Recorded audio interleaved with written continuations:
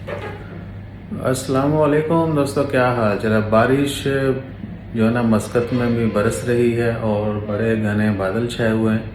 आपको जो है ना बादलों का नज़ारा दिखाते हैं। हाँ जी दोस्तों, तो चेक करें, इधर थोड़ा जो है ना माहौल इतना वो नहीं है, हल्की हल्की बूंदाबांदी हो रही है, कभी तेज़ बारिश कभी नॉर्मल। इधर लग रहा है कि ये जो बारिश आ रही है ना, ये चेक करें, माउंटेन्स अमीरात माउंटेन है ये, बोशर अमीरात, और दूर दूर जो है वो फुल अंधेरा, और इस तरफ को जो है यानी यहाँ से इस तरफ को बादल बढ़ रहे हैं। तो आपको वीडियो में नज़र आ रही होगी हल्की हल्की बारिश हो रही। बहरहाल ये बादल जो हैं ये बड़े घने हैं, और वोबरा ज़ेबा से जो शहादतें मौसूल हो रही हैं यही कि उस तरफ काफ़ी घना काफ़ी बारिश जो है तेज़ है।